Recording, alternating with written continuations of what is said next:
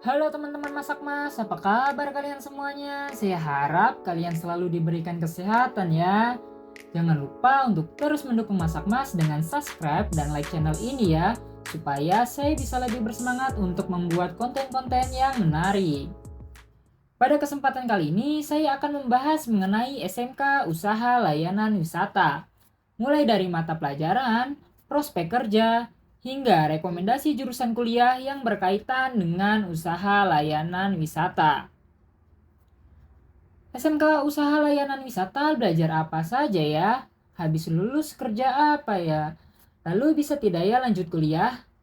Mungkin teman-teman yang sedang mencari informasi mengenai SMK Usaha Layanan Wisata masih bertanya-tanya tentang jurusan ini.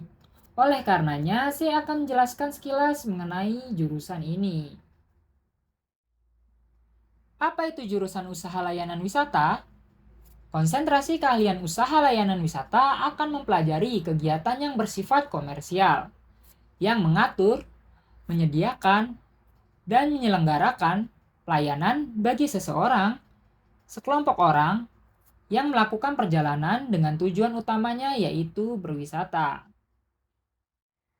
Selanjutnya, saya akan menjelaskan mengenai mata pelajaran di SMK Usaha Layanan Wisata. Pertama, ada mata pelajaran umum. Mata pelajaran umum ini seperti pendidikan agama dan budi pekerti, pendidikan Pancasila dan kewarganegaraan, bahasa Indonesia, sejarah Indonesia, bahasa Inggris dan bahasa asing lainnya, seni budaya, pendidikan jasmani, olahraga dan kesehatan, simulasi dan komunikasi digital, serta IPA terapan. Lalu, ada mata pelajaran kepariwisataan. Pelajaran ini akan mempelajari mengenai hal-hal yang berkaitan dengan industri pariwisata, seperti motivasi dan karakteristik wisatawan, dampak industri pariwisata, hingga potensi dan daya tarik wisata. Lalu, ada mata pelajaran komunikasi industri pariwisata. Pelajaran ini akan mempelajari mengenai teknik komunikasi di tempat kerja, cara bekerja dalam tim, teknik komunikasi dengan pelanggan dan kolega, penanganan konflik, dan teknik komunikasi melalui telepon. Lalu, ada mata pelajaran sanitasi, hygiene, dan keselamatan kerja. Pelajaran ini akan mempelajari personal hygiene, penolongan pertama pada kecelakaan, kesehatan lingkungan kerja, dan penyakit akibat kerja. Lalu, ada mata pelajaran administrasi umum. Pelajaran ini akan mempelajari mengenai dokumen kantor, surat menyurat, sistem kearsipan, penerimaan dan pengeluaran barang, laporan kas kecil, hingga dokumen bisnis. Lalu, ada mata pelajaran bahasa asing pilihan. Adapun bahasa asing ini biasanya berbeda-beda tergantung pihak sekolah, antara lain bahasa Prancis, bahasa Mandarin, atau bahasa Jepang. Lalu, ada mata pelajaran pemesanan dan perhitungan tarif penerbangan. Pelajaran ini akan mempelajari reservasi atau pemesanan tiket penerbangan, informasi tarif penerbangan, perhitungan tarif penerbangan, penerbitan tiket penerbangan, dan invoice penerbangan. Lalu, ada mata pelajaran perencanaan dan pengelolaan perjalanan wisata. Pelajaran ini akan mempelajari perencanaan perjalanan, menganalisis komponen wisata, menganalisis tour itinerary, dan produk perjalanan wisata, serta menghitung komponen biaya perjalanan wisata. Lalu, ada mata pelajaran pemanduan perjalanan wisata. Pelajaran ini akan mempelajari perangkat pemanduan perjalanan, materi pemanduan wisata, program perjalanan wisata, pemanduan di objek wisata, transfer in dan transfer out, penanganan keadaan darurat pada saat melakukan perjalanan wisata, dan laporan pemanduan wisata. Lalu, ada mata pelajaran pengelolaan MICE atau Meeting, Incentive, Conference, and Exhibition. Pelajaran ini akan mempelajari kegiatan-kegiatan MICE, SDM dan organisasi industri MICE, susunan acara MICE, persiapan pendaftaran dalam suatu acara, hingga penataan event. Lalu, ada mata pelajaran produk kreatif dan kewirausahaan. Pelajaran ini akan mempelajari mengenai cara membuat suatu produk dan cara berwirausaha. Selanjutnya, prospek kerja. Adapun beberapa prospek kerja di bidang usaha layanan wisata antara lain tour guide, tour leader, travel consultant, airline crew, event organizer, content creator, dan wirausaha.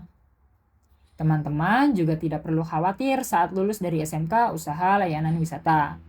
Karena nantinya teman-teman pada kelas 11 akan melakukan praktek kerja industri atau magang yang berkaitan dengan jurusan yang diambil. Untuk penempatannya sendiri tergantung dari kerjasama SMK yang kalian pilih.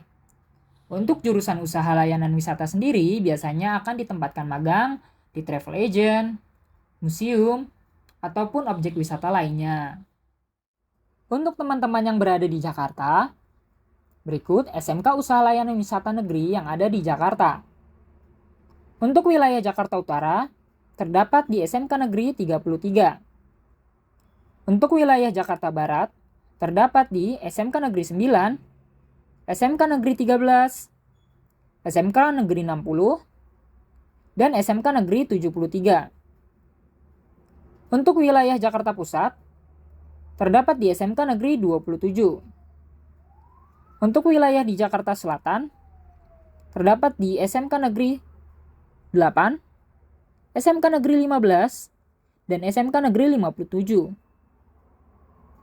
Untuk wilayah Jakarta Timur, terdapat di SMK Negeri 24 dan SMK Negeri 66. Nah, selanjutnya, bagi teman-teman yang ingin melanjutkan ke jenjang yang lebih tinggi atau kuliah, berikut saya sertakan rekomendasi beberapa kampus dan program studi di bidang usaha layanan wisata.